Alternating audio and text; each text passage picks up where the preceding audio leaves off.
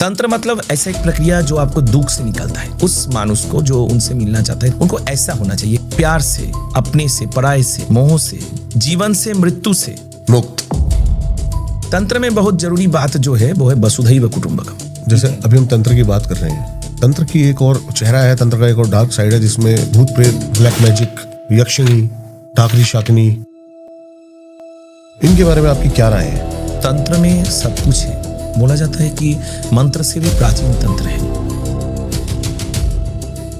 तंत्र सिद्ध मतलब जो तंत्र सिद्ध है वो पूरा जगत को जीत सकता है। जो तंत्र सिद्ध है वो सूरज को भी छाई बना सकता है। इतना पावर उनमें है। लेकिन जिनमें वो पावर होगा, हम ऐसा एक मनुष्य को देखे थे, एक छोटा बच्चे को जो कोमा में चला गया, पैसा वाला, बहुत पैसा वाला वो फैमिली था। वो माँ के पास आता था और माँ को बोलता था मेरे बेटी को ठीक कर दो। तो बेटी जब थोड़ा ठीक हुआ तब उनके साथ मेरा भेंट हुआ। तो वो फोटो दिखाया, माँ का फोटो उनका बेटी को, 5 साल 6 साल का। तो बोला माँ यही तो मेरे पास आया था और मुझसे इतना 6 महीना से कोई मेरे पास नहीं था, माँ तुम भी नहीं थे, कोई नहीं था, हमको बहुत दुख होता था। और एक दिन मेरे हाथ में एक ठो कमल दे के बोला कि मेरे पास जाना, मेरे घर में जाना, अपने माँ के साथ, सब तुम्हारे पास आ जाएगा। आपके एक एक शब्द संपूर्ण गीता है, यही गीता का सार है। कृष्ण एक श्लोक में यही कहते हैं, आंखें तो सब कुछ देखती है पार्थ, लेकिन वो क्या देखती है इसी से ज्ञानी और अज्ञानी की पहचान होती है।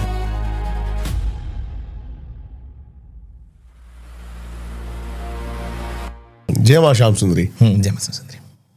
मां श्याम सुंदरी जो है ये काली माँ का ही स्वरूप है, कैसे? देखिए, जो एक अंग सरिप्रा बहुधा वदंती, जो काली है वही श्याम सुंदरी, वही राम है, वही हरि है, वही कृष्ण है। लेकिन माँ श्याम सुंदरी में तात्विक दिख से थोड़ा फर्क है। वो है कि माँ का भी चरण दक्षिण की तरफ है, दक्षिणा काली जैसे ही माँ है, लेकिन माँ का चरण शिव के हृदय रूप कल्पवृक्ष के कमल के ऊपर स्थापित है, दान चरण। और बाया चरण विष्णु नाभि जो सृष्टि का आदि कणा है उसके ऊपर माँ का बाया चरण स्थापित है। माँ का जो हस्त तत्व देख रहे हैं, एक वर एक अभय।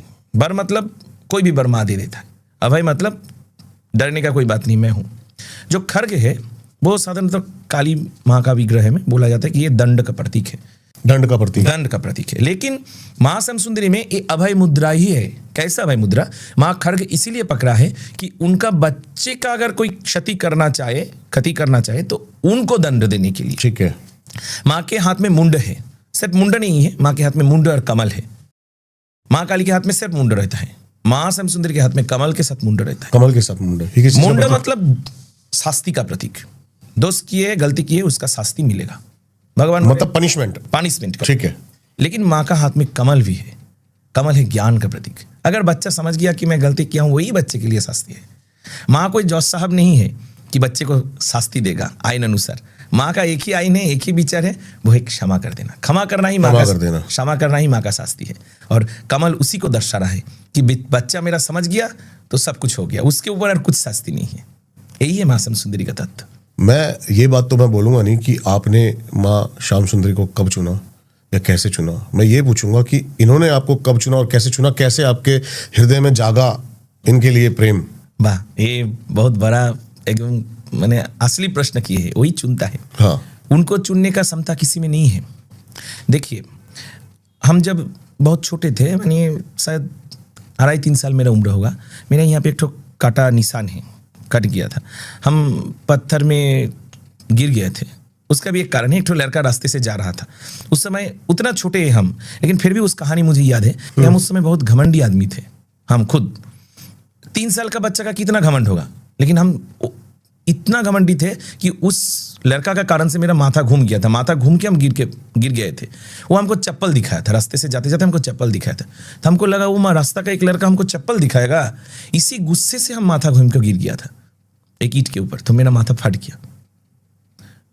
माथा फटने के बाद मैंने पट्टी बट्टी दिया। बच्चा को जैसे पट्टी बट्टी करने के बाद कुछ भी मांगता है तो उस समय थोड़ा दाम ज्यादा बढ़ जाता है बच्चा का जब बच्चा का तबीयत खराब हो जाता है तो पैम्पर करते हैं उसको ज्यादा। हाँ, तो उस समय हम भी सोचे कि मेरा दाम ज्यादा बढ़ गया। तो मैं अपना मौसी का घर गए थे, तो एक छवि था, फोटो। तो हम फोटो देख के मौसी से पूछा ये कौन है?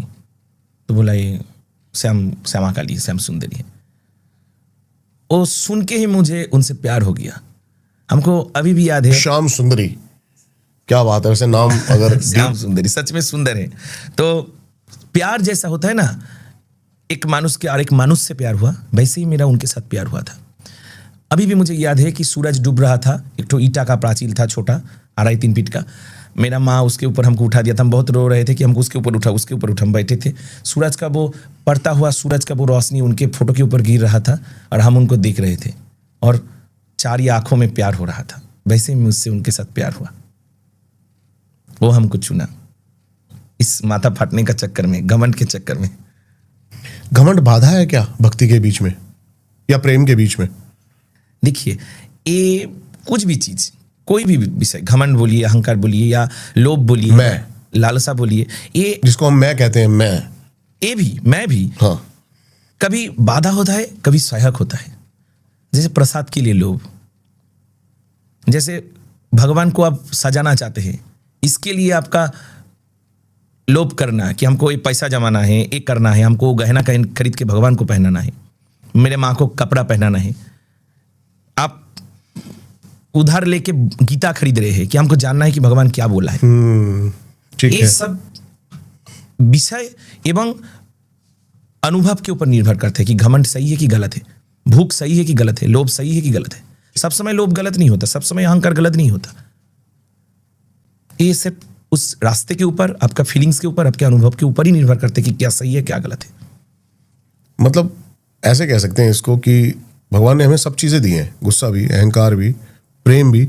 हम उसको कहाँ किस तरीके से कब इस्तेमाल कर रहे हैं, वो सही और गलत हो सकता है। सही में देखिए, माँ का एक स्तोत्र है, उसमें बोला गया है कि पूरा जगत में इतना भाषा है, इतना वर्ण है, वर्णमाला है, फिर भी तुम्हारा रूप का वर्णना, तुम्हारा गुण का वर्णना संभव नहीं है। इतना सुवाक्य कुवाक्य बोल के भी तुम्हारा स्तुति संभव नहीं है। मतलब कोई गाली गलौज देता है, वो भी भगवान के मंत्र ही है, माँ का ही व्याख्या है।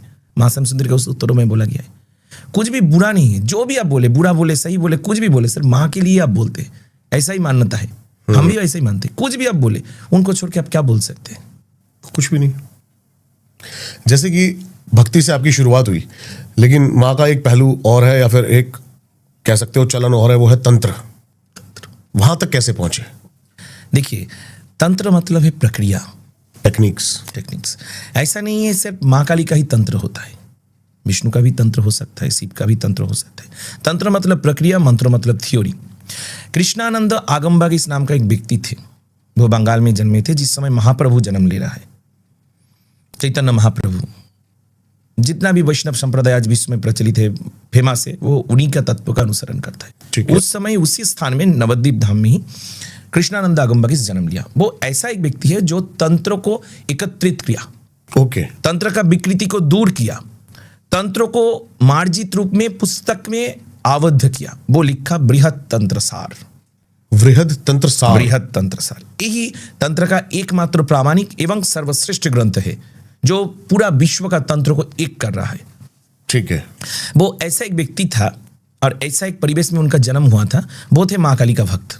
आज जो काली का रूप हम देखते हैं, दक्षिणा काली का या माँ काली का जो रूप, वो भी उन्हीं का दिया हुआ रूप है। उनसे पहले मानुष ऐसे नहीं जानता था कि दक्षिणा काली का रूप कैसा होगा। वो पहली बार दिया कि माँ का रूप ऐसा है। वो है कृष्णानंद आगमबागीस। कृष्णानंद आगमबागीस वो है जो सब तंत्रों को मार्जित किया, उसमें जो विकृति आ गया उसका नाश किया। लेकिन कृष्णानंद आगमबागीस का और एक परिचय है, उनका एक भाई था, वो बहुत बड़ा वैष्णव थे, भक्ति का साधक थे। वो कृष्ण का भक्त थे, नारायण का भक्त थे। तो उनका जीवन में देखिए परिवर्तन। माँ जिनको चुनता है, बोले ना कि आपको माँ कैसे चुना, माँ चुनता है।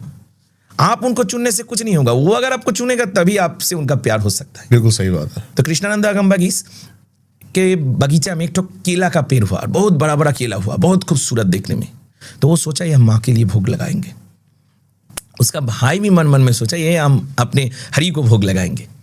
तो ये दो भाई सोचते सोचते केला पाक गया और उसका भाई चुप करके चुरा लिया। अच्छा। हाँ, कृष्णानंद आगमबागीस को बहुत गुस्सा आ गया।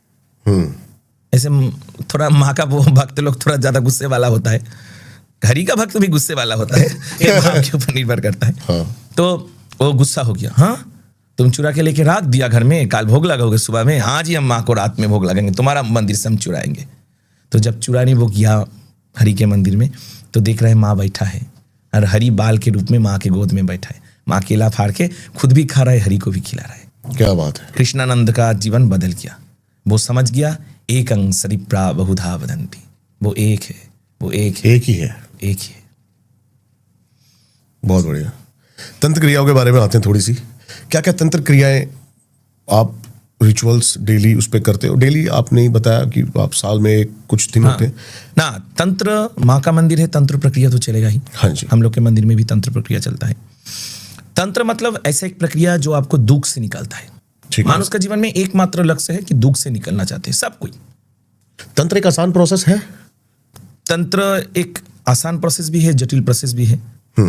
तंत्र एक प्रोसेस है, लेकिन तंत्र एक प्रोसेस है जिससे आदमी दुखों से बाहर निकल सकता है। दुख से मुक्त हो सकता है। ठीक है। यही मानुष जीवन का लक्ष्य है। हाँ जी। मेरा लक्ष्य क्या है, आपका लक्ष्य क्या है? हम दुख से निकलना चाहते हैं, वही है तंत्र का प्रक्रिया, वही है तंत्र।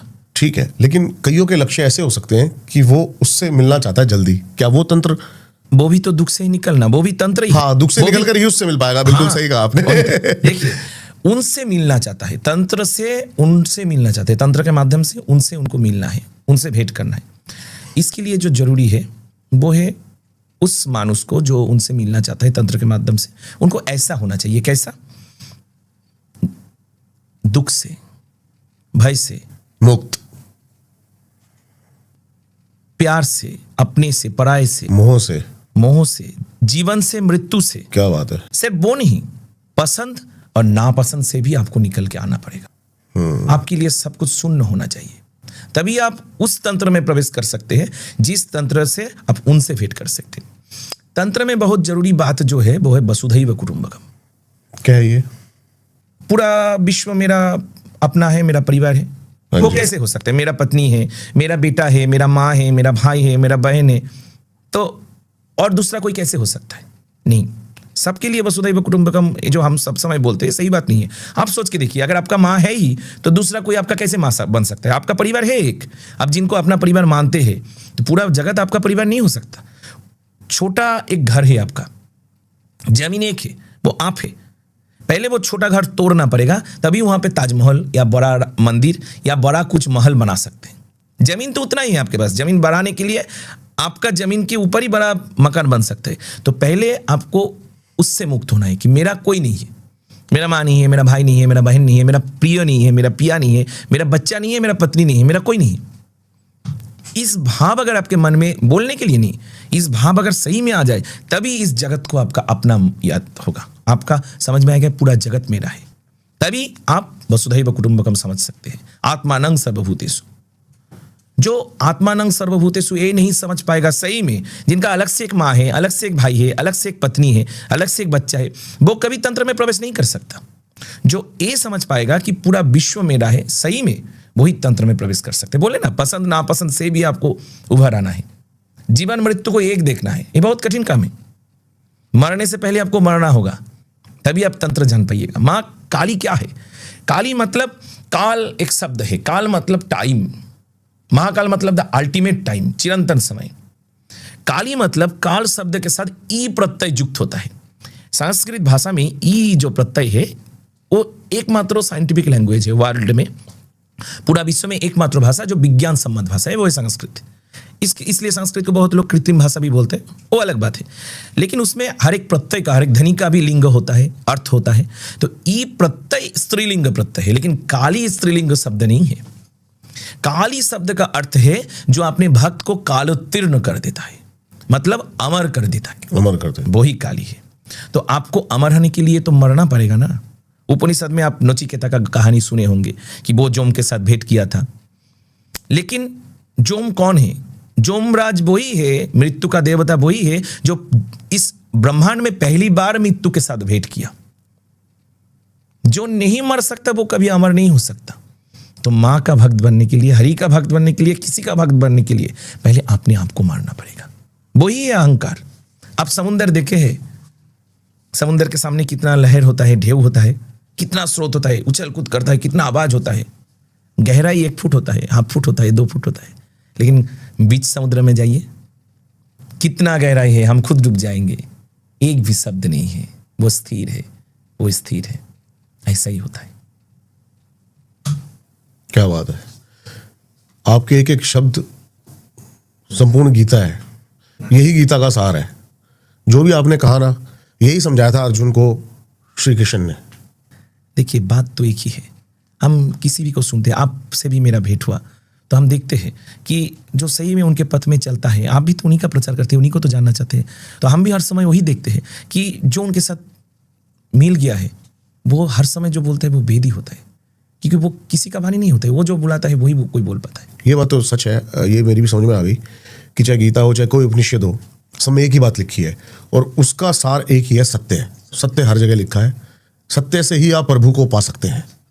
सब कुछ के लिए आप सत्य के लिए सब कुछ को आप त्याग सकते हैं, लेकिन किसी के लिए आप सत्य को नहीं त्याग सकते। वो सत्य स्वरूप है, उसका कभी परिवर्तन नहीं होता। मेरा आज काला दाढ़ी है, बाल काला है, कुछ दिन पहले दाढ़ी नहीं था गाल में, और कुछ दिन बाद आएगा एकदम सादा दाढ़ी हो जाएगा। मैं अनित्य हूँ, लेकिन वो नित्य है। वो जैसा था उस दिन वैसा ही आज है। एक बार एक छोटा सा कहानी बोलूं। एक बार तुलसीदास जी हनुमान जी से बोला कि राम लक्ष्मण सब खड़ा है, शायद गंगा नदी पार होगा, सब लोग देखने आया है, इतना सुंदर राजकुमार गंगा नदी के किनारे खड़ा है, सब लोग देखने आया है। वो लोग देख के जब राम लक्ष्मण को देख रहे हैं, राम जी और लक्ष्मण जी को देख रहे हैं, तो बोले इतना सुंदर कोई मानुष होता है, हम लोग का तो आंख भर गया। ये देख के तुलसीदास जी को लोभ हुआ, तो वो हनुमान जी को बोला कि हमें भी वो देखना है, लेकिन मेरा बहुत दुख है, तो वो तो उस समय घट गया, हम कैसे देख सकते। तो हनुमान जी बोला यही तो तुम्हारा गलती है, जो नित्य है वो कभी खत्म नहीं होता, चलो उसी जगह में चलो। तो हनुमान जी उनको लेके गया और वो जाके देखा कि अभी भी राम लक्ष्मण गंगा पार होने के लिए यहीं पे खड़ा है और हजार हजार लोग उनको देख रहा है, और वो भी देखा कि ऐसा मानुष कभी होता है इतना सुंदर। तो जो नित्य है, जो सत्य है, वो कभी बदलता नहीं, हर समय चलता ही जाता है, चलता ही जाता है, एक है वो। क्या बात है। तंत्र से शुरू करा था, हम फिर से भक्ति में ही डूब गए। तंत्र क्रिया में हम थे, आपके मंदिर की तंत्र क्रिया में और क्या क्या चीजें होती हैं उस प्रोसेस पे थे हम। देखिए मानुष अपने परेशानी लेके भी माँ के पास आता है, माँ ही तो अपने भक्त का परेशानी दूर करेगा। हम ऐसा एक मानुष को देखे थे, एक छोटा बच्ची को जो कोमा में चला गया, बहुत दिन से कोमा में था उनका, मानिए एक ही बच्ची है, वो पैसा वाला, बहुत पैसा वाला वो फैमिली था, तो वो माँ के मंदिर में आता था। बहुत दिन बाद मेरे साथ उनका भेंट हुआ, जब उनका बेटी सुस्त हो गया, ठीक हो गया, तब उनके साथ मेरा भेंट हुआ। वो माँ के पास आता था और माँ को बोलता था मेरा बेटी को ठीक कर दो। तो बेटी जब थोड़ा ठीक हुआ तो वो फोटो दिखाया माँ को, माँ का फोटो उनका बेटी को, 5 साल 6 साल का। तो बोला माँ यही तो मेरे पास आया था और मुझसे इतना 6 महीना से कोई मेरे पास नहीं था, माँ तुम भी नहीं थे, कोई नहीं था, हमको बहुत दुख होता था, यही आके मुझसे खेलता था। और एक दिन मेरे हाथ में एक ठो कमल दे के बोला कि मेरे पास जाना, मेरे घर में जाना अपने माँ के साथ, सब तुम्हारे पास आ जाएगा। तो बच्ची ठीक हुआ, मंदिर में आया, और जब आरती हो रहा था, दूसरा पुजारी एक जन आरती कर रहा था, तो वो उनके माँ को बोल रहा है कि देखो देखो मुझे ठेल रहा है। तो सब लोग देख रहे, माँ मंदिर में है, गर्भगृह में है, वो बोल रहे मेरे पास खड़ा होकर ठेले। उसका माँ बोला कौन? बोले वही तो श्याम सुंदरी जो मुझसे खेलता था, मुझे कमल का फूल दिया था ना, एक तो पुतुल उनके हाथ में था, हम लोग मंदिर से ही बच्चे को दिया था, हम लोग को भी अच्छा लगा कि उनके साथ माँ का ऐसा लीला घटा। तो वो पुतुल लेके बोला वो मुझसे मांग रहा है, बोले हट हट सोरा हट के दारा, मेरे जगह में आके तू मेरा पुतुल ले ला रहा है। तो यही सही में प्यार है, यही तंत्र है। हम देखिए मानुष ठीक हुआ है, माँ उनके पास जाके ठीक किया है। ऐसे और लोग आते हैं आपके पास? ऐसे हजारों लाखों घटना है, हम क्या बोले, मैंने बोल के नहीं खत्म कर सकते। जैसे समुद्र को हम कृतांजलिबद्ध नहीं कर सकते, माँ का कहानी बोल के नहीं खत्म सकते। हर दिन ऐसा घटता है। श्याम सुंदरी मंदिर माँ भक्त लोग के लिए एक इमोशन का स्थान है, बहुत लोग आता है। जैसे माँ के मंदिर में कोई आके नींबू चढ़ाता है, माना जाता है कि कोई खराब कुछ किया, काला जादू किया, ये किया वो किया, तो शनिवार के दिन बहुत लोग आता है नींबू चढ़ाते। माँ के चरणों में नवग्रह विराजित थे। अच्छा जी। माँ के चरणों में नवग्रह विराजित थे। माना जाता है कि माँ को कोई दर्शन करता है शनिवार के दिन तो उनका ग्रह दोष कट जाता है, इसलिए बहुत लोग माँ के पास आता है, नींबू चढ़ाता है। और जो तंत्र का जो प्रक्रिया है, जैसे भूत प्रेत काला जादू, देखिए ये गोपनीय प्रोसेस है। माँ का मंदिर में तो लोग आएगा ही, भेंट करेगा। ऐसा बहुत भक्त आया है जिनका हुआ है। जो कोमा में जो बच्ची के बारे में बोला, उनके ऊपर भी किसी का प्रभाव था, किसी प्रेत का शायद हो सकता है। देखिए ये सब गोपनीय विषय है, ये माँ का लीला भी है और एक गोपनीय विषय भी है। तो ये बाहर में बोलने का मतलब है उसको ऐसे स्थिर पानी को हटा दो। जैसे अभी हम तंत्र की बात कर रहे हैं, तंत्र की एक और चेहरा है तंत्र का, एक और डार्क साइड है जिसमें भूत प्रेत, ब्लैक मैजिक, यक्षिणी, डाकरी शाकिनी, इनके बारे में आपकी क्या राय है? तंत्र में सब कुछ है। बोला जाता है कि मंत्र से भी प्राचीन तंत्र है। देखिए, थियोरी से पहले प्रैक्टिकल आता है। आप जीवन में देखिएगा कोई भी प्रोसेस में प्रैक्टिकल का जो तत्व है वही थियोरी में कन्वर्ट होता है। इसलिए तंत्र बहुत प्राचीन है। तंत्र में आप देखिएगा मैथुन, मत्स्य, मांस, मदिरा, इसके साथ डाकिनी, साकिनी, जोगिनी, पिशाचिनी, यही सब का प्रयोग होता है। लेकिन वे सभी सिंबॉलिक है। तंत्र सिद्ध मतलब जो तंत्र सिद्ध है वो पूरा जगत को जीत सकता है। जो तंत्र सिद्ध है वो सूरज को भी छाई बना सकता है। इतना पावर उनमें है। लेकिन जिनमें वो पावर होगा, माँ चुन के ना उनको पावर देगा। वो चुनने के लिए सब कुछ है। आपको लगता है कि ये जो जीवन में सबसे बड़ा जो मानुष का नशा है, जिस नशा के वजह से सब कुछ नशा मानुष के जीवन में आता है, वो है काम, मैथुन। ठीक है। मैथुन के वजह से ही कोई सिगरेट पीता है, कोई दारू पीता है, कोई पैसा कमाता है, कुछ भी करता है। मानुष को जन्म भी लेना पड़ता है। इसीलिए आप देखिए किसी का भी जीवन ये तंत्र में बहुत जरूरी है। किसी का भी जीवन देखिए, एक कुत्ता का, एक बिल्ली का, एक मानुष का एक है। वो जन्म लेता है, मैथुन के लिए जीता है, उसके बाद वो मर जाता है, फिर जन्म लेता है। एक चक्र चल रहा है, जन्म मैथुन मृत्यु, जन्म मैथुन मृत्यु, और कुछ नहीं। आप पूरा जीवन देखिए सेम वही है। सही बात है। तो दशमा विद्या भी तंत्रों के ही एक अंश है। उसमें से हम एक विद्या के बारे में आपको बोलना चाहेंगे, क्योंकि इसका मूर्ति जो तत्व है ये कुछ जटिल नहीं है। इसका जो मूर्ति तत्व है यही आपको समझा देगा कि इसके मतलब क्या है। ठीक है। दसों महाविद्या में छिन्न मस्ता या छिन्न मस्तिका, वो कैसा है? माँ अपने मुंडू को छिन्न कर रहा है और हाथ में पकड़ा हुआ है। हाँ जी। उनका जो भक्त है डाकिनी, जोगिनी या जया विजया, वो अरे बार बोलते हैं, ठीक उठा। हाँ। छिन्न मस्तिका या छिन्न मस्ता का तत्व, माँ अपने मुंडू को छिन्न कर रहा है और डाकिनी, जोगिनी या जया विजया को अपना खून पिला रहा, अपना रक्त पिला रहा। हाँ। डाकिनी जोगिनी कौन है? माँ का भक्त है। हाँ जी। क्या हुआ था, माँ कहीं पे नहाने गया, शायद एक तो कहानी प्रचलित है, तो उनके साथ डाकिनी जोगिनी या जया विजया भी गया। उन लोग सब नहाया और सबको भूख लगा। तो भूख की वजह से माँ को बोलने लगा, माँ मुझे बहुत भूख लगे, भूख की वजह से हम लोग पागल हो रहे, तुम हमारा भूख निवारण करो। तो वो अपना शीश काट दिया और रक्त पिला दिया। भूख क्या है? भूख एक ऐसा चीज है कि जब आपको भूख लगे, लगता है खाना खाएंगे तो भूख मिट जाएगा, लेकिन फिर एक समय के बाद भूख फिर आ जाता है। मानुष जो भोजन करता है, मानुष कैसे भोजन करता है? 5 अंग से भोजन करता है। सिर्फ मुंह से मानुष भोजन नहीं करता, आंख से भी करता है, नाक से भी करता है, शरीर से भी करता है, कान से भी करता है। 5 इंद्रियों से ही मानुष भोजन करता है। ब्रह्मसूत्र में बोला गया कि निरामिषाहार करना। निरामिषाहार का जो व्याख्या है रामानुजाचार्य दे रहे हैं कि वैष्णव का जो आदि गुरु है वो बोल रहे हैं भेज खाना ही निरामिष खाना है। लेकिन और एक आचार्य दे रहा है कि मानुष जो मुंह से खा रहा है वो सिर्फ भेज, नॉन भेज नहीं होता। जैसे गीता में बोला है, ब्रह्म ही भूख है, ब्रह्म ही खाना है और ब्रह्म ही ब्रह्म को खाता है। तो मानुष 5 इंद्रियों से खाता है। वो एक उदाहरण दे रहे हैं, बोले तुम रास्ते से जा रहे हो, एक बहुत खूबसूरत लड़की वो रास्ते में विवस्त्र होकर पड़ा है, तुम देखा, तुम्हारा मन में एक ठो फीलिंग्स आ गया, खराब फीलिंग्स, तुम्हारा आमिष भोजन हो गया। तुम निरामिष नहीं रहे, तुम वेजिटेरियन नहीं रहे, तुमको देख के लगा मेरा माँ है, वो विवस्त्र होकर पड़ा है, दूसरा कोई देखेगा तो क्या होगा? तुम भागते हुए गया और अपना कापर से उनको ढाका। तुम ढाकने तक तुम्हारे मन में वो माँ का भाव था, लेकिन उतना उनका शरीर इतना ही सुंदर था कि तुम्हारा हाथ जब उनके शरीर में टच हो गया, तुम्हारा मन में दूसरा फीलिंग हो गया, तो तुम्हारा भोजन हो गया आमिष भोजन, तुम्हारा निरामिषासी नहीं रहा। तो भोजन ऐसा है, भाव से ही भोजन होता है।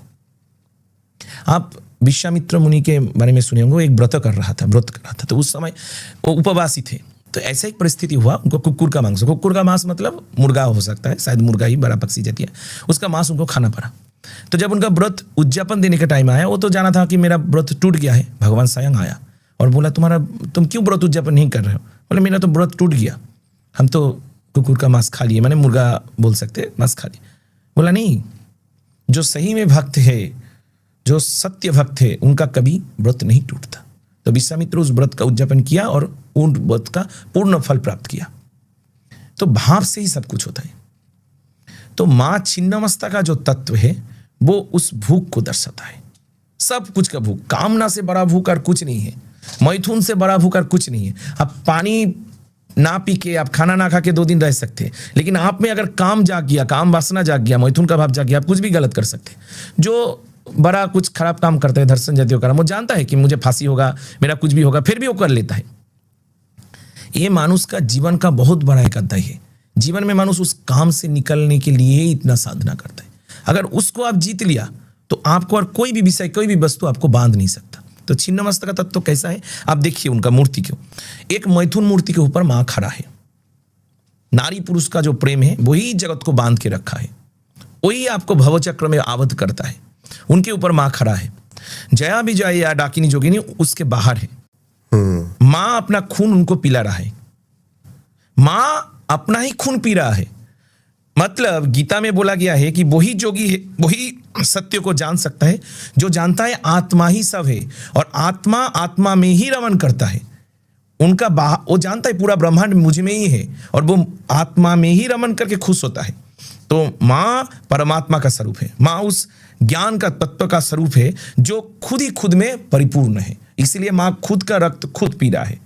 माँ को शांत करने के लिए बाहर का कुछ जरूरत नहीं है, लेकिन माँ का भक्त का जो कामना, माँ का भक्त का जो लोभ, माँ का भक्त का जो लालसा है, उसको तृप्त करने के लिए माँ को अपने खून देना पड़ रहा है। कौन सा खून? अपने शीश काट के वो खून, हाथ चीर के खून दे सकता था। क्यों शीश काट के? शीश अहंकार का प्रतीक है। सिर्फ वही अपना अहंकार त्याग कर सकता है जो सही में परमात्मा है। जीवात्मा का अहंकार खत्म नहीं होता, वो परमात्मा ही अपने अहंकार को खत्म करके उनको सिखा सकता है कि अहंकार खत्म होने के बाद ही कोई परमात्मा से साथ संबंध बना सकता है। तो छिन्नमस्ता का तत्व वही दर्शाता है कि तुम कैसे इस जागतिक कामना से, जागतिक वासना से मुक्त होगे। जैसे 10 महाविद्याओं में बहुत सारे नाम हैं। माँ कामाख्या बताया जाता है वशीकरण की देवी हैं, माँ बगलामुखी, माँ बगलामुखी, शत्रुनाश के लिए बताया जाता है उनके उपलब्धि। राजसिक देवी हैं, राज योग प्रदान करती हैं। बगलामुखी को आप देखिए कि बगलामुखी क्या कर रहा है।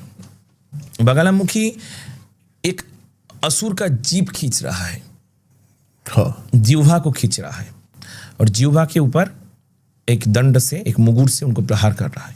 जीभ को खींच के रखा है। जीभ किसका प्रतीक है? माँ काली को आप देखते हैं। माँ काली से ही 10 महाविद्या का पहला महाविद्या माँ है, माँ काली है, और अंतिम महाविद्या है कमला। माँ काली क्या है? द अल्टीमेट पावर, जिनका कोई आदि नहीं, अंत नहीं, कुछ आपको समझ में नहीं आएगा। वो डराने वाला चीज है, वो भयानक चीज है। और कमला क्या है? एकदम शांत है, लक्ष्मी है। घर का लक्ष्मी किनको बोलते हैं? जो सबसे शांत है। क्या बात है। तो शुरू होता है द अल्टीमेट पावर से, शुरू होता है वो अनियंत्रित शक्ति से। लेकिन भक्त जब सिद्ध लाभ करता है, भक्त जब उनको जानने लगता है, धीरे धीरे उनके कांच में, उनके नजदीक आ जाता है, तो वो भक्त का एकदम भक्त का समान हो जाता है, भक्त के अनुकूल हो जाता है, भक्त जैसा चाहता है वैसा हो जाता है। यही एक रास्ता है, यही एक पथ है जो 10 महाविद्या का पथ है। शिव से शुरू होकर विष्णु में खत्म हुआ। अभी शांत का प्रतीक है, शिव ध्वंस का प्रतीक है। रुद्र ध्वंस करता है और सबको स्थितिशील रखता है, सबको सामान्यतः बजाता है। हरि हरि है माँ कमला का भैरव, लेकिन वो 10 महाविद्या माँ काली का ही रूप है। वही बात जो मैंने पदार्थ से परमात्मा की यात्रा। देखिए सही बात, ये जो जीव है माँ काली से शुरू हो रहा है। माँ काली का विग्रह कैसा है? जीभ काट रहा है। सब लोग बोल रहे हैं, क्या कहानी प्रचलित है कि शिव उनके चरणों में गिर गया, वो शिव के ऊपर पैर दे दिया, शिव के ऊपर वो पैर दे दिया। शिव उनका कौन है? शिव उनका भक्त है, उनका कोई पति हो सकता है? वो किसका पत्नी हो सकता है? वो सबका स्वामी है, वो खुद सबका स्वामी है।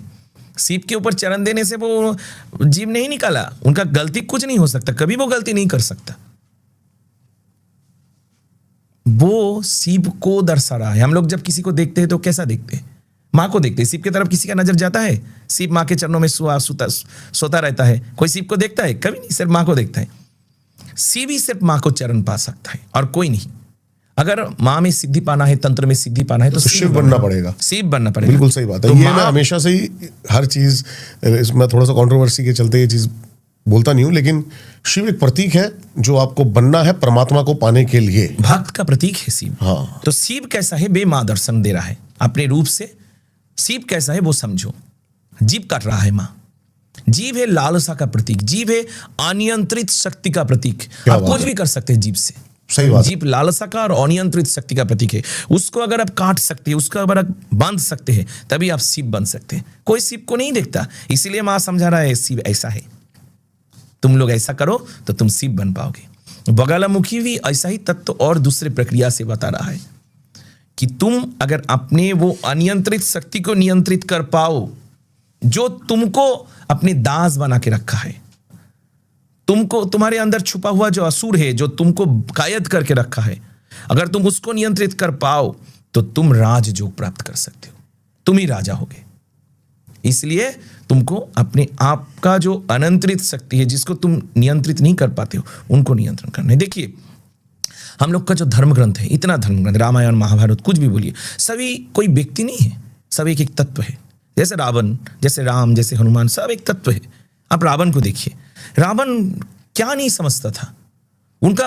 आप वाल्मीकि रामायण में देखिएगा, हनुमान जी जब रावण के कक्ष में गया तो रावण का कक्ष देख के वो पागल हो गया। मुझे ये कैसा कक्ष है, जैसे माँ का गोद एक बच्चा को पंच इंद्रियों का तृप्ति दे सकता है। बच्चे को सोना के सिंहासन में बैठे दीजिए, बच्चे को खुशी नहीं आएगा, लेकिन उनका माँ का गोद में बैठा दीजिए, बच्चा खुशी से पागल हो जाएगा। बच्चा का वही सबसे बड़ा सुखी स्थान है। तो बोल रहा है एक बच्चे का पंच इंद्रियों को जैसे अपने माँ का गोद ही तृप्त कर सकता है, रावण का कक्ष वैसा है। हम ऐसा कक्ष कभी नहीं देखा। उसके बाद उनका नजर जा रहा है रावण के ऊपर। वो रावण को देख के बोल रहा है, रक्त चंदन लेपा हुआ, कपाल में रक्त चंदन। हनुमान देख के बोल रहा है, ये कौन है? ये देव है कि गंधर्व है कि क्या है? हम कभी ऐसा पुरुष नहीं देखे। ऐसा पुरुष कभी हो सकता है? वो राम को देखा है इससे पहले, किंतु फिर भी रावण को देख के वो बोल रहा है, ऐसा कोई हम पुरुष नहीं देखे कभी कि कोई पुरुष इतना सुंदर हो सकता है।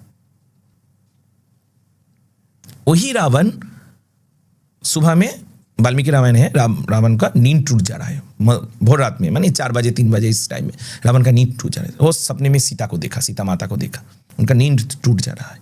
वो दुलते दुलते भागते भागते सीता के पास जा रहा है और बोल रहा है, सीता मैं तुमसे प्यार करता हूं, तुम मुझसे शादी कर लो। ये वाल्मीकि रामायण है। मेरा ये बात सुन के बहुत लोग सोच सकते हैं कि कैसा बात बाबा जी बोल रहे हैं, लेकिन वाल्मीकि रामायण में ऐसा है।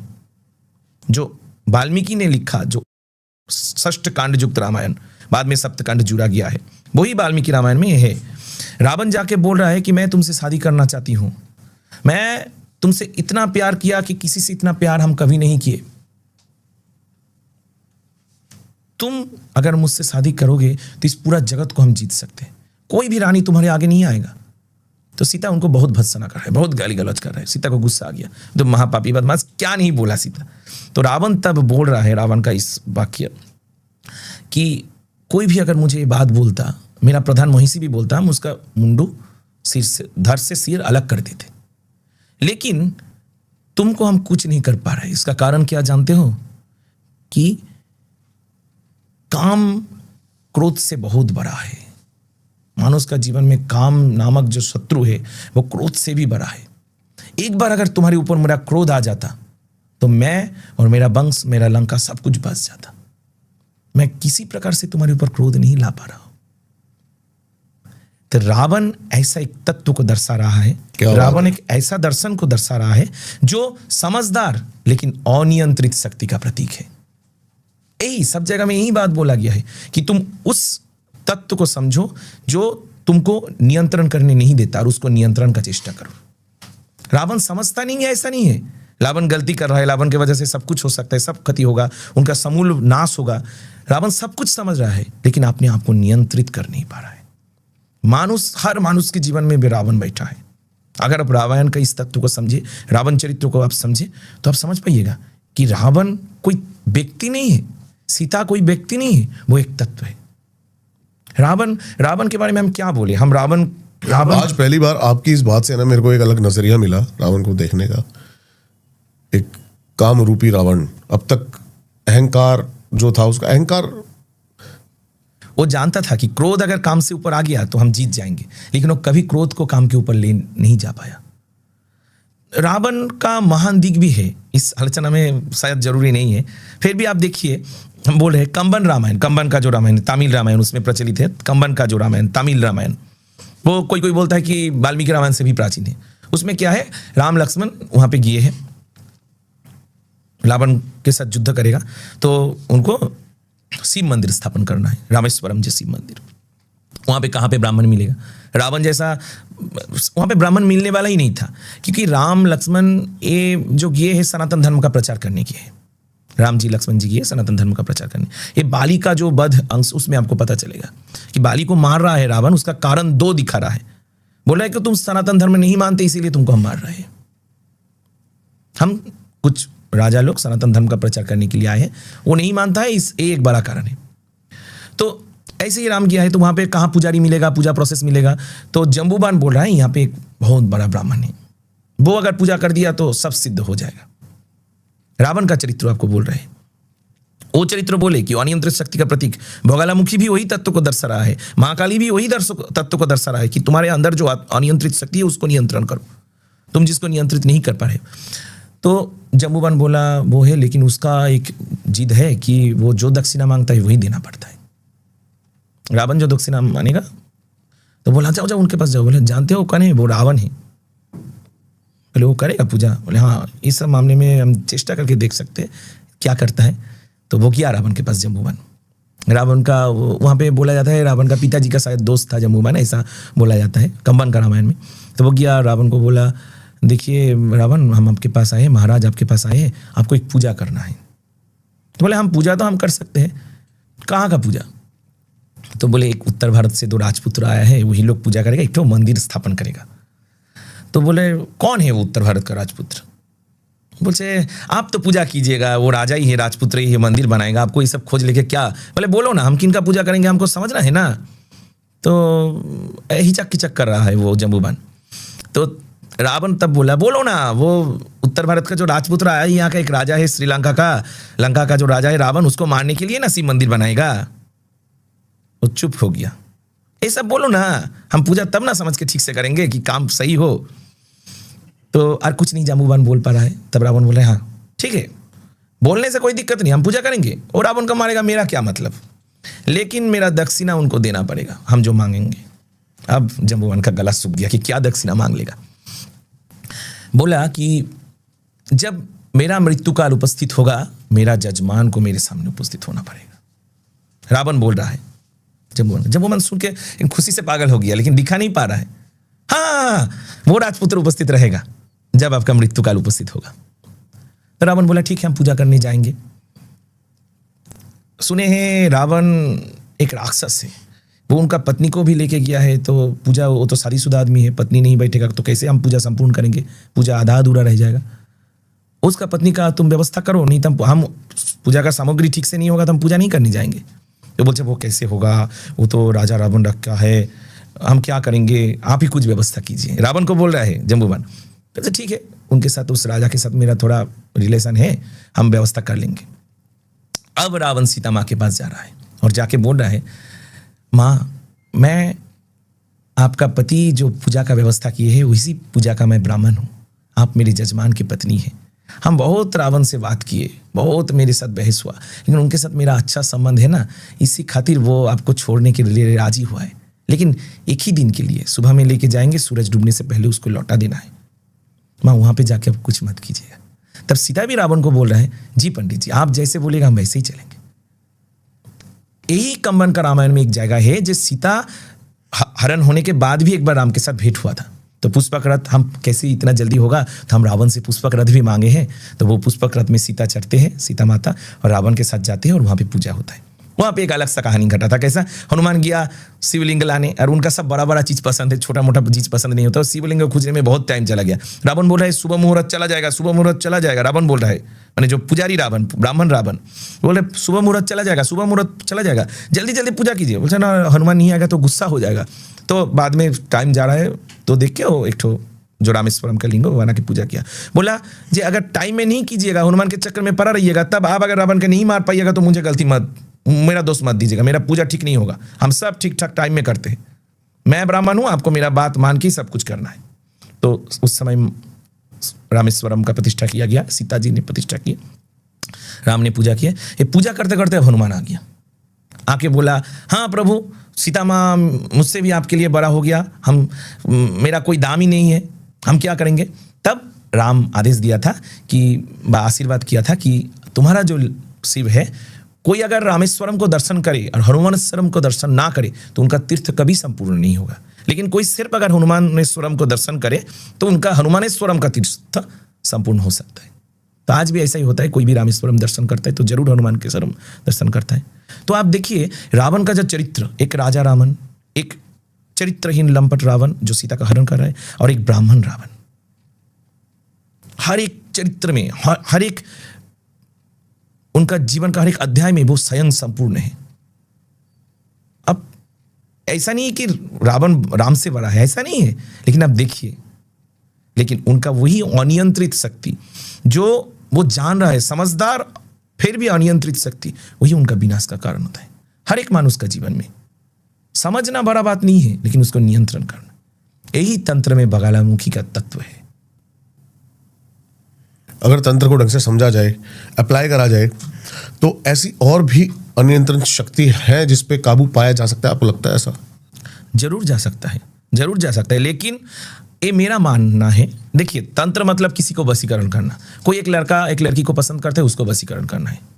कोई एक शत्रु आपके ऊपर काला जादू किया है, आपको घर को मुक्त करना है, सही करना है, इसके लिए भी बहुत लोग तंत्र का प्रक्रिया का यूज करता है, लेकिन इससे कुछ फायदा नहीं होता। एक माया जैसा है, ये सब कुछ खेल है, एक खेल है। उसको तुम एक थप्पड़ मारा, वो तुमको 2 थप्पड़ मारा, ऐसा खेल है, और कुछ नहीं। लेकिन सही में जो तंत्र है वो आपको सिद्ध अगर होना है, लेकिन इन थप्पड़ों से ऊपर उठ ही नहीं पा रहे बंदे उठ सकता है, उठ सकता है। इसके लिए माँ ही ना उनको बोल सकता है। वो अगर बोलेगा, इसके लिए गुरु जरूरी है, इसके लिए गुरु बहुत जरूरी है, जो आपको राहें दिखा सकते हैं। गुरु कौन है? वो दंडातीत है। आपके सामने आ जाएगा, उस बंदे के सामने आ जाएगा, उसका मन का हर दंध निवारण हो जाएगा, उसको पता चलेगा ना कि सही है। आज एक लड़की के लिए, एक लड़की को वशीकरण करने के लिए वो बंदा तंत्र मंत्र किया, कल फिर एक लड़की के चक्कर में वो पड़ सकता है। लेकिन वो वशीकरण अगर अपने आप को कर लिया, वो एक बार अगर अपने आप को वशीकरण कर लिया तो और कोई चक्कर नहीं, वो जिसको चाहेगा उसी के साथ सेफ रहेगा, या कोई उसको मोहित नहीं कर सकता, कोई उसको बस नहीं कर सकता। उस लड़की, मानिए हम उदाहरण दे रहे हैं, बिल्कुल सही उदाहरण दे रहे हैं कि एक लड़की एक लड़का को बस कर लिया, वशीकरण कर लिया, लेकिन अगर वो लड़का वशीकरण का सही मतलब समझे और अपने आप को ही वो बस कर ले तो ऐसा चक्कर तो नहीं पड़ेगा कि आज इसके साथ कल उसके साथ। वो जो चाहेगा वही होगा। मानुष का जो जीवन है एक गाड़ी जैसा है। गीता इस तत्व को और अच्छे से बता रहा है। गीता जननी है, माँ का स्वरूप है, माँ काली का ही स्वरूप है गीता, भगवान का मुंह से निकल रहा है। बिल्कुल सही बात है। एक गाड़ी जैसा है। अभी मैं देख रहा हूँ ना, नाम जब माँ का मैंने नाम देखा तो उसके अंदर तीनों चीजें हैं, माँ, श्याम, सुंदरी। सुंदरी सत्य है, सत्य ही शिव है, ठीक है। और माँ जो श्याम जैसी है, सुंदरी। सही गुरु का चुनाव कैसे करा जाए? देखिए, सिर्फ आज का दिन नहीं, हर दिन ऐसा ही था कि सब कोई गुरु बनना चाहता है, शिष्य कोई नहीं बनना चाहता। लेकिन आप गुरु किसको मानिएगा? गुरु ऐसा होता है जो दंडातीत है।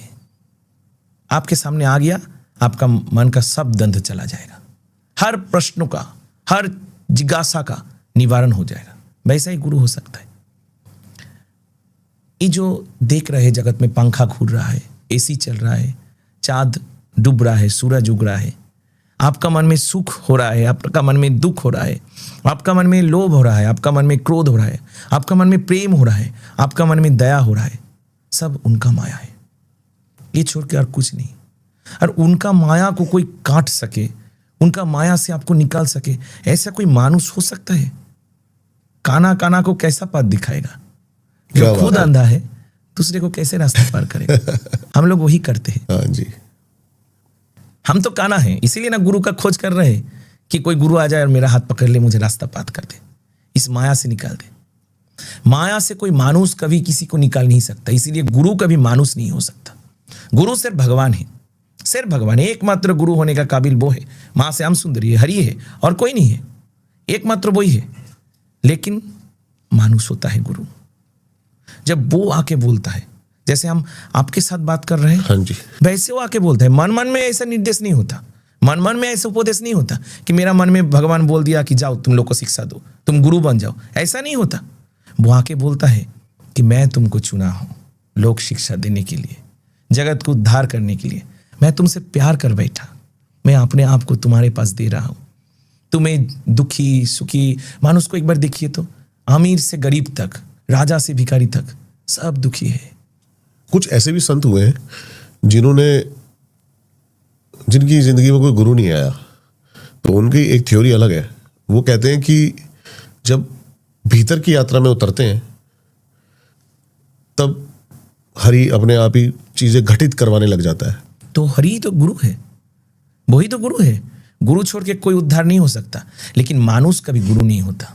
ठीक है, अब मैं समझ गया आपकी बात। मानुष कभी गुरु नहीं हो सकता, हम वही आपको समझा रहे हैं। ठीक है। गुरु तो होगा ही जो आपको रास्ता पार करेगा, लेकिन वो भगवान। कभी एक मानुष अगर आपको गुरु मिल जाए, मानिए मानुष रूपी गुरु, तो उसको कभी मानुष मत समझिएगा। अगर आप मानुष समझ लिए तो आप भटक गए।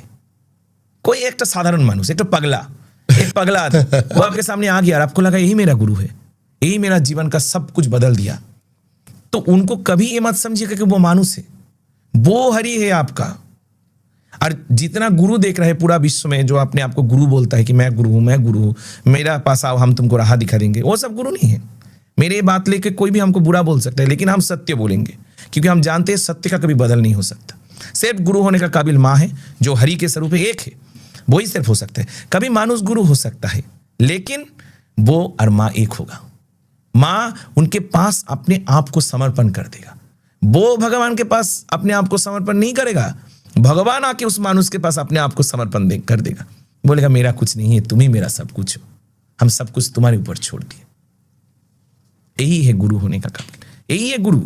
वो अगर आपके सामने आ गया तो आपको कोई कुछ नहीं कर सकता, आप उनके साथ चुप हो जाएंगे, मौन हो जाएंगे। उस समय सारे प्रश्नों के उत्तर मिलते चले जाते हैं। देखिए, हमारे जीवन में उस जो जीवन है, हमारा हर किसी व्यक्ति का जो जीवन है, वो एक सपना जैसा है, माया है। एक बार श्री रामकृष्ण परमहंस, उनका बहुत अवदान है हमारे धर्म के लिए। कैसा है वो? ऐसा एक व्यक्ति है जो प्राचीनता को, अतीत को और वर्तमान को जुड़ रहा था। उनका एक हाथ में प्रसारित अतीत था, प्राचीन था, और एक हाथ में नतून था, आधुनिकता था। वो है रामकृष्ण। उनसे एक जन पूछा था कि हमारे धर्म को हमारे एक वाक्य में बोलिएगा तो वो क्या है? तो बोला, जगत मिथ्या ब्रह्म सत्य। इसी जगत मिथ्या ब्रह्म सत्य, इसी को अनुभव करो, इसी को धारणा करना सीखो। यही हमारा धर्म का एकमात्र वाक्य है। एक कहानी हम आपको बोलेंगे। हाँ जी बताइए। एक किसान था, बहुत अच्छा व्यक्ति था, वो बहुत धार्मिक था, बहुत ज्ञानी भी था। सब लोग, उनका गांव में सब लोग उनको बहुत मानता था, बहुत प्यार करता था। देखिएगा, जीवन में ऐसा व्यक्ति के साथ आपका बहुत कम परिचय होगा कि सब लोग उनको अच्छा बोलता है। हाँ, देखिए, कोई अच्छा बोले कोई बुरा बोले, उसमें कुछ फैक्टर नहीं करता, गलत नहीं है उसमें। लेकिन फिर भी ये जो किसान था, उनको सब लोग अच्छा बोलता था, बोलते थे बहुत अच्छा आदमी है। उनके पास धन था, बहुत जमीन था, संपत्ति था, सब कुछ था, लेकिन उनका एक ही दुख था कि उनका कोई बच्चा नहीं था, कोई संतान नहीं था। वो बहुत पूजा पाठ करते थे, बहुत ज्ञानी थे, सब कुछ जानते थे, धर्म वेद पढ़ते थे, सब कुछ करते थे। तो भगवान के पास बहुत प्रार्थना किया, प्रभु मुझे एक बेटा दो, प्रभु एक संतान दो, कुछ भी दो, बेटा दो बेटी दो, लेकिन एक संतान दो। तो भगवान एक दिन उनका सुन लिया, उनका एक बच्चा हुआ। उसके बाद बच्चा थोड़ा बड़ा होने लगा, लेकिन अपेक्षा, एक शब्द है अपेक्षा, आशा, ये आपका कोई भी विषय, कोई भी वस्तु के ऊपर प्रेम या अनुभव या भालोबासा सब कुछ बढ़ा देता है। अगर आप किसी के लिए अपेक्षा करते हैं, बहुत अपेक्षा के बाद वो आपके पास आया, आपको मिला, तो उसका दाम अपना आप बढ़ जाता है। इसके साथ भी वैसा ही हुआ। लेकिन आशा सिर्फ एक ही चीज लेके आती है, निराशा। आज नहीं तो कल।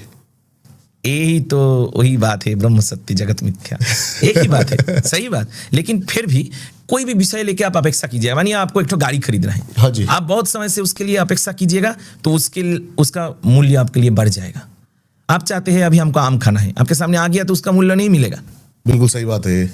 अपेक्षा आपका प्रत्याशा को, आपका उसके लिए प्यार को बढ़ा देता है, मानुस भी, कोई मानुस को अब चाहते हैं, तुरंत मिल गया, वो बेसी दिन आपके लिए नहीं चलेगा। लेकिन बहुत अपेक्षा के बाद अगर वो मिला तो आप उनको भूल नहीं पाइएगा। ये भी बेटा को मैंने आँख के सामने से जाने नहीं देता था, सब समय देखता था। बेटा बड़ा होने लगा, फिर भी छोटा बच्चा जैसा बिहेव करता था। मैंने एकदम नयन का मणि है, आँख का सितारा है, ऐसा होने लगा, समझ रहे।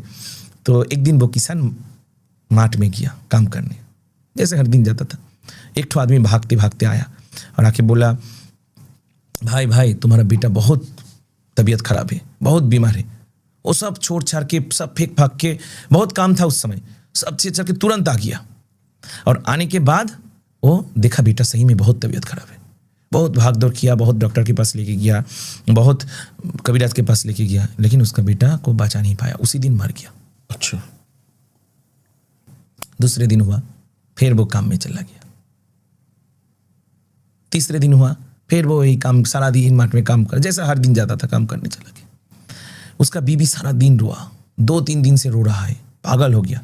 गांव का लोग बोला, देखो एकमात्र बेटा, इतना दिन बाद बेटा हुआ था, आपके अपने आंख के सामने से जिसको जाने नहीं देता था, उसके लिए एक बार रोआ नहीं, एक आंख से आंसू नहीं गिरा। उसका बीबी के कान में भी ये सब आने लगा। तब वो जब आया घर में तो उसका बीबी भी बहुत रो रहा है, वो कुछ नहीं बोला है, जाके घर में बैठ गया जैसा नॉर्मल था, खाना खाने लगा। उसका बीबी उस दिन बहुत विरक्त हो गया, रोते रोते बोला, तुम पिता बनने का काबिल नहीं हो, तुमको पिता बोला जाए ऐसा तुम व्यक्ति नहीं हो, लेकिन तुम मानुस माने मानुस होने का भी तुम काबिल नहीं हो। तुमको एक बार भी दुख नहीं हुआ, तुम्हारा बेटा तुम्हारे सामने मर गया, तुम कुछ नहीं कर पाए। वो चुप करके रहा, बीबी बहुत रोआ, ये बात बार बार बोलने लगा। तब वो किसान एक बात बोला, जानते हो हम कल रात एक सपना देखा, मैं राजा बन गया, मेरा 8 राजपुत्र है, 8 बेटा का मैं बाप हूं, बहुत खुश में थे, बहुत बड़ा राज्य था हम लोग का, मेरा बेटा हमको कितना प्यार करता था, हम भी उससे कितना प्यार करते थे, लेकिन हम एक बेटा के लिए रो या 8 बेटा के लिए रो? क्या बात है। जीवन एक बड़ा सपना जैसा है। आप जो सपना देखते हैं, आपको कभी लगता है कि वो झूठे, जब सपने में आप रहते हैं, सोते हैं, सपना जब आपको दिखता है, आप कभी उस समय समझ पाते हैं कि ये झूठे, ये माया है, एक मिथ्या है, कुछ सही में नहीं हो रहा है, हम सपना देख रहे हैं, ऐसा लगता है? नहीं लगता। लेकिन जब सपना टूट जाता है, सपना टूट जाने का मतलब आपका ज्ञान का उदय हुआ, आपका चेतना आया, तब आपको समझ में आता है ये सब झूठ था। जाग जाना। तो तभी आपको समझ में आएगा कि जगत एक माया है। जब आप जाग जाइएगा आपको ज्ञान आएगा, और वो ज्ञान माँ दे सकता है, हरि दे सकते हैं, आपका गुरु दे सकता है। क्या बात है। जो सही में गुरु होने का काबिल। तब आपको समझ में आएगा कि ये जीवन भी एक माया है। एक छोटा सपना हम लोग का जीवन का उदाहरण है, एक बहुत बड़ा सपना जीवन है, और कुछ नहीं। यही तंत्र का रास्ता है, यही भक्ति का रास्ता है, यही सब कुछ का रास्ता सिर्फ है। जाग जाना।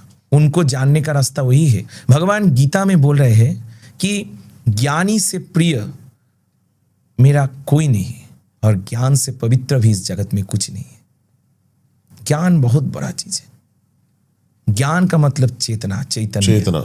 जो जाग गया वो ज्ञानी हो गया। वही गुरु देता है, अंधे को आग देता है, ज्ञानांजन शलाकया। जैसे हमने अभी बात करी ऑफ द कैमरा, मैंने आपको बताया कि कृष्ण ने भी 2 ही जगह विश्व रूप दिखाया, एक अंधे के सामने और एक आंख वाले के सामने।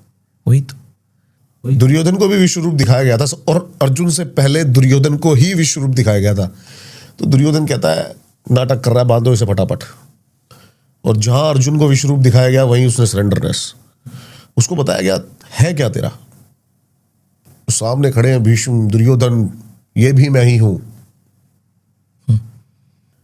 बचता है उस एक ही सवाल में उसके सारे प्रश्न तोड़ दिए गए। जब वो मोह का नाटक अर्जुन ने करा कि मैं कैसे मारूंगा अपने पिता, तू इनकी मृत्यु को रोक सकता है? वही तो एक बात, प्रश्न ही तोड़ दिए गए। यही गुरु करता है। सही कह रहे हैं आप।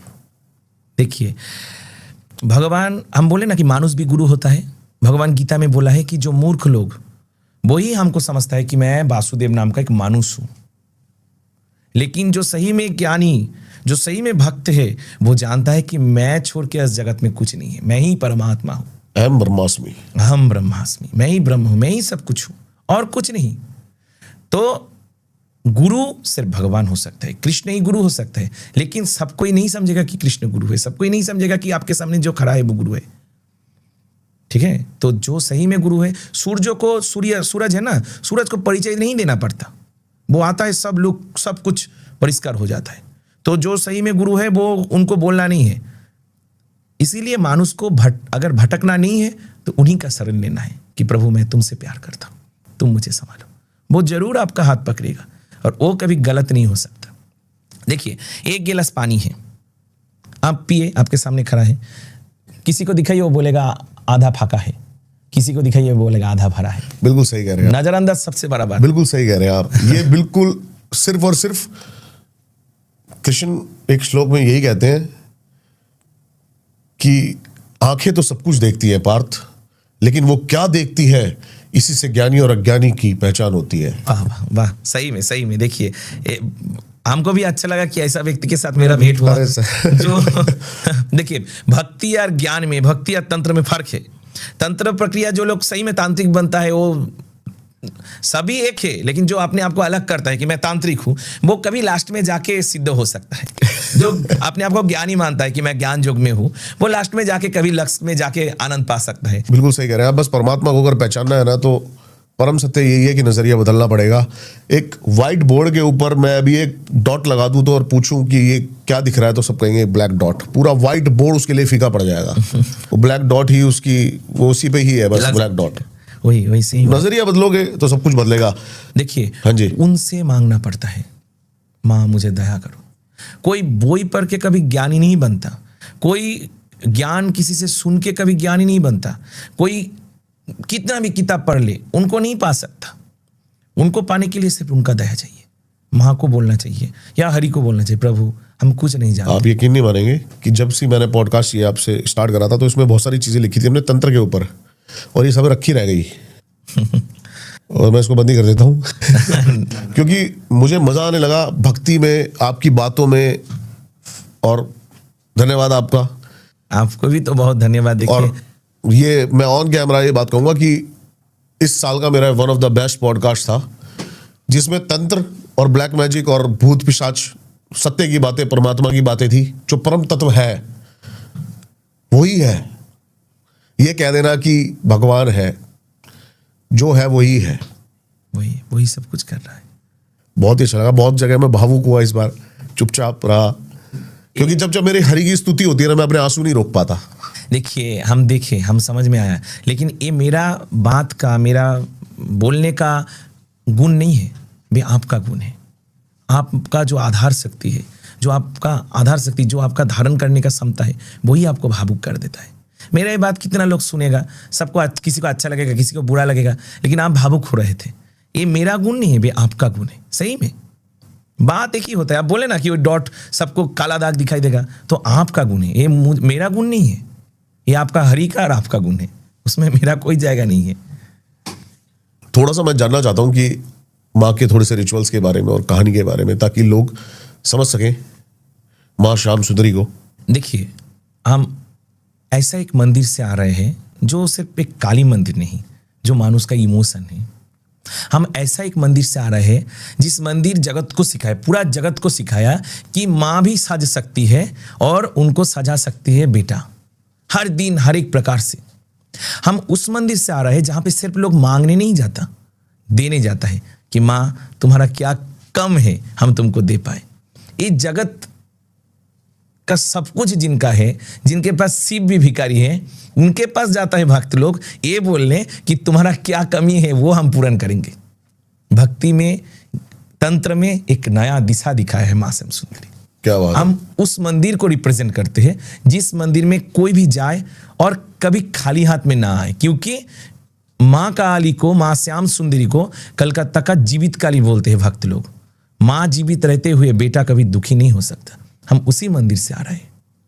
माँ का ऐसा एक तत्व है, हर एक गीता का भी माँ का तत्व, माँ हम लोग का गुरु है।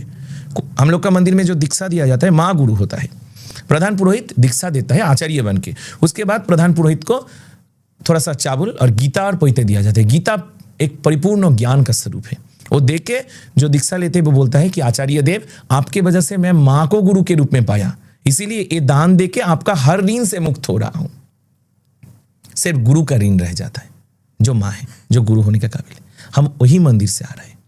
श्याम सुंदरी वो मंदिर है जहां पे बच्चा भक्त इनको माँ नहीं मानता, अपनी बच्ची मानता है, छोटा बच्चा। क्या बात है। इसीलिए माँ को भाव से कैडबरी चढ़ाता है, फूटी चढ़ाता है, पुतला चढ़ाता है। माँ काली को क्या क्या, माँ काली के लिए बकरा ले जाता है कलकत्ता के ज्यादा से मंदिर में बकरा बलि देने के लिए। और इस माँ के लिए छोटा सा तुला का पुतला लाता है कि हाथ में ना लग जाए, काटा वाटा पुतला ना हो, थोड़ा सख्त पुतला ना हो। ऐसा ये भी हमारे चॉकलेट्स लेके आए हैं।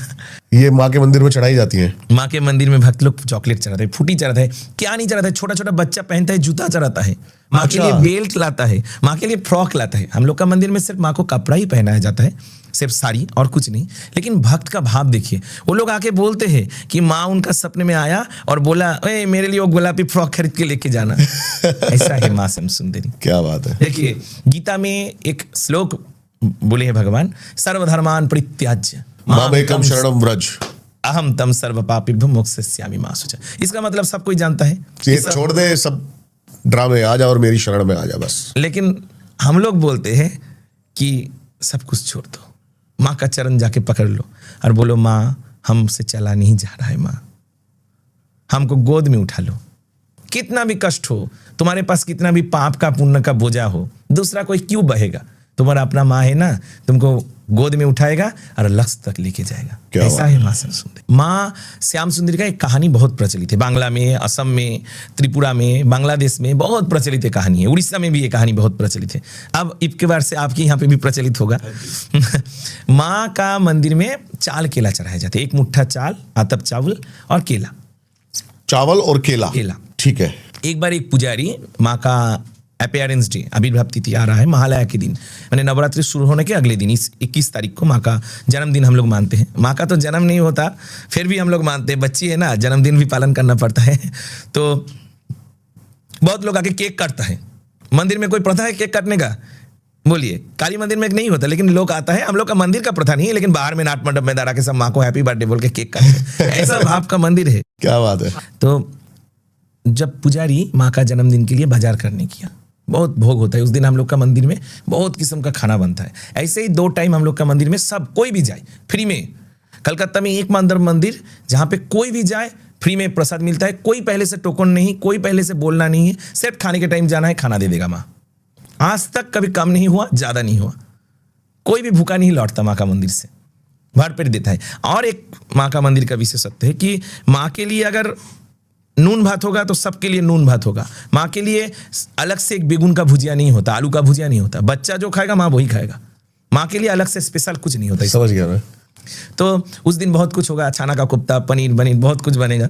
तो पुजारी बाजार करने गया है, तो एक तो छोटी सी बच्ची काला रंग माँ के जीभ लगा के, उस तरफ हम लोग के उस तरफ होता है, खड़ा लेके माँ काली सजा है और आके बोल रहा है, दे मुझे पैसा दे, हम चाल केला खाएंगे। माँ काली सजा है ना, इसलिए बोल रहे हैं मुझे चाल केला खाना है, दो पैसा दो।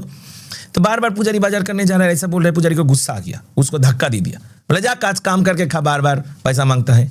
ऐसे बहुत बुरा बर्ताव करके उसको भगा दिया। फिर वो बहुत बाजार हाट करके लाया, बहुत बड़ा करके भोग लगा।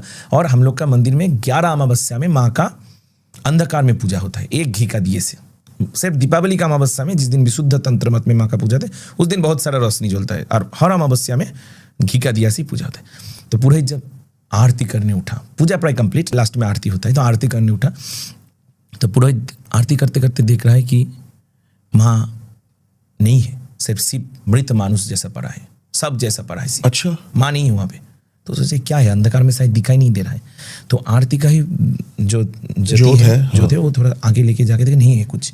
उसके बाद छम छम करके, थम थम करके आवाज, और मैंने 2-3 सेकंड के अंदर शिव के ऊपर एक पैर पड़ा धप करके, और वही बच्ची अंधकार से हाथ निकल के बोला, मुझे चाल कला नहीं दोगे क्या? हम चाल कला खाने के लिए तो तुम्हारे पास आए हैं। वो देख के पुजारी अचेतन हो गया। तब से माना जाता है कि माँ का मुंह और काली जैसा नहीं रहा, श्याम सुंदरी सुंदरी जैसा बन गया, बच्ची जैसा बन गया, और माँ को सब कोई चाल करना चाहता है। क्या बात है। तो ऐसा ही है। और एक रिचुअल है हम लोग का मंदिर में, जो दीपावली का पूजा, ये हम माँ श्याम सुंदरी का मंदिर का सबसे बड़ा पूजा है। इस पूजा विशुद्ध तंत्र मत में होता है, अगले दिन से शुरू होता है। कृष्ण चतुर्दशी या भूत चतुर्दशी बोला जाता है। उस दिन से माँ का पूजा शुरू होता है। उस दिन माँ को खाना बना के माँ के मुंह में दिया जाता है। हर दिन ऐसे थाल में भोग लगाया जाता है। उस दिन मेन पुजारी खाना, पत्थर का थाल में खाना का भोग लगता है और माँ को खिलाया जाता है। उसके दूसरे दिन जो दीपान्विता अमावस्या है, दीपावली है, साल में एक ही दिन माँ उपवास रहता है, पूरा निर्जल उपवास। माँ का मंदिर में कोई भोग नहीं होता। सूरज डूबने के बाद जो नकल सूरज है, असली सूरज का द्वार खुलता है। शाम के टाइम माँ का द्वार खुलता है। उसके बाद माँ का घी का दिया से मुख दिखा जाता है और एक ध्वज है मंदिर में। एक ही बार साल में ध्वजों का चेंज होता है, धर्मचक्र समन्वित, जिसमें धर्मचक्र और गिरुआ पताका, भागवा पताका, उसके मंदिर धर्मचक्र माँ का चरणों में छुआ के वो मंदिर के सबसे ऊंचा स्थान में वो ध्वजा टांगा जाता है। उसके बाद माँ का विशुद्ध तंत्र मत में पूजा होता है और दूसरे दिन सूरज उगने के बाद माँ का एक हवन शुरू होता है, जो वैदिक यज्ञ है, वैदिक हवन।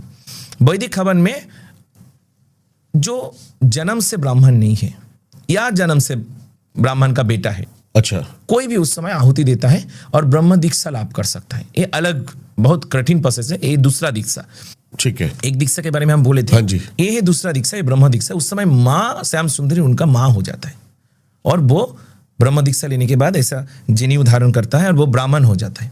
हम लोग का मंदिर में यही माना जाता है कि गुण के अनुसार ही मानुष का वर्ण विचार होता है। गीता का 4th अध्याय का 13 नंबर श्लोक में भगवान बोले हैं, चातुर्वर्णं मया शिष्टं गुण कर्म विभागच। ये चतुर्वर्ण मैं गुण और कर्म के अनुसार किए हूं।